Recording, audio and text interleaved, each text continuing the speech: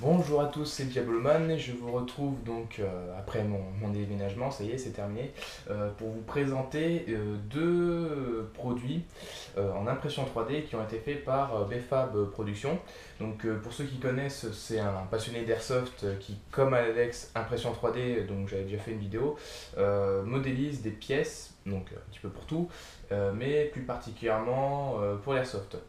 Donc en fait, pour vous présenter un petit peu tout ça, donc ici il s'agit d'un boîtier pour Scopcam pour la Mobius. Donc je ferai des reviews un peu plus détaillées par la suite pour les deux comme ça, mais je vais vous présenter juste succinctement. Donc ça en fait c'était ma Scopcam actuelle, hein, donc là où il y a la lentille, etc. Et là, ça va être la nouvelle qui permet de juste glisser sans trop de modifications une Mobius et de mettre sur le côté une plus grosse batterie, les batteries type pour Mobius en fait, et qui ne tiennent pas de base dans la caméra, le boîtier de la Mobius. Ce qui fait que la Mobius d'origine a une autonomie de 1 heure, 1 h 15 à peu près. Mais avec les batteries externes, donc celle que j'ai c'est une 1500 milliampères et celle d'origine c'est une 520 je crois. Avec la 1500 j'ai une autonomie de 3 heures, 3h30 de vidéo en fait, enfin au moins de fonctionnement de la batterie. Et ce que j'espère avec cette.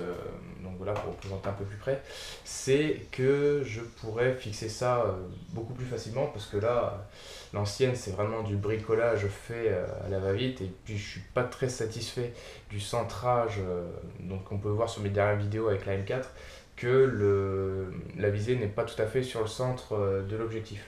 Donc ça, je ferai un test pour voir si ça fonctionne bien. Donc en gros, vous dévissez ici, vous enlevez et on verra ça donc un peu plus en détail dans la review complète. Et ça, cette deuxième chose, donc ça c'est avec moi sur lequel il a travaillé.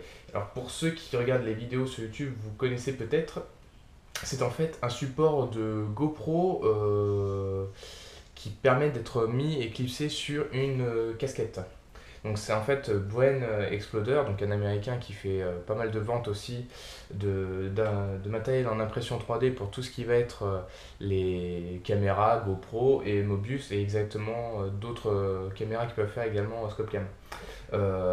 Sauf que le souci c'est que Brain Exploder il vend ça un peu cher et surtout comme c'est vendu aux États-Unis, il y a pas mal de frais de port et de douane quoi, donc c'est un peu cher. Là avec Bfab, la pièce coûte pas très cher, elle coûte 25 euros. Donc j'ai testé, c'est vraiment très satisfaisant. Donc en fait là vous la recevez comme ça et dessus j'ai rajouté une goupille. Donc en fait vous prenez votre boîtier d'origine de GoPro. Donc là j'ai retiré la partie arrière et sur la partie arrière il y a une goupille qui normalement permet de clipser comme ça la partie arrière sur la partie avant. Et vous la mettez donc sur le côté. Donc moi en fait j'ai récupéré une clé Allen que j'utilise pas qui est juste de la bonne taille, comme ça je peux la retirer beaucoup plus facilement. Donc vous clipsez les deux parties comme ceci. Donc là vous voyez là ici en fait on n'aura même pas besoin de la grosse vis qu'on fixe normalement sur les supports classiques de GoPro. Vous faites juste visser comme ça. Vous faites ensuite coïncider là où il y a la goupille. Vous refermez. Alors ça demande un petit peu de technique des fois. Alors si j'ai mal clipsé, voilà. Et hop, vous n'avez plus qu'à refermer et vous faites la fermeture classique. Une fois que ça c'est fait, normalement ici il faut un scratch pour qu'ensuite vous puissiez y mettre sur une casquette comme ceci en fait. Du coup, vous avez juste à faire glisser, donc là ça va tenir sur la visière.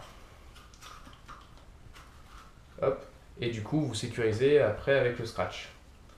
Et donc là, du coup, vous avez votre GoPro sur la casquette avec une fixation très simple et qui normalement devrait beaucoup moins bouger que le système à sangle en fait, parce que normalement ça devrait être sécurisé. Donc j'ai pas encore trouvé de scratch, donc ça je ferai également la review complète une fois que ça sera trouvé pour vraiment montrer si quand je cours il n'y a pas beaucoup de vibrations, ce qui était assez chiant je trouvais sur mes vidéos avec les casquettes. Mais je préfère largement porter une casquette pour le confort du jeu par rapport à un casque où là ça bougera moins. Donc pour vous donner une idée de ce que ça donne,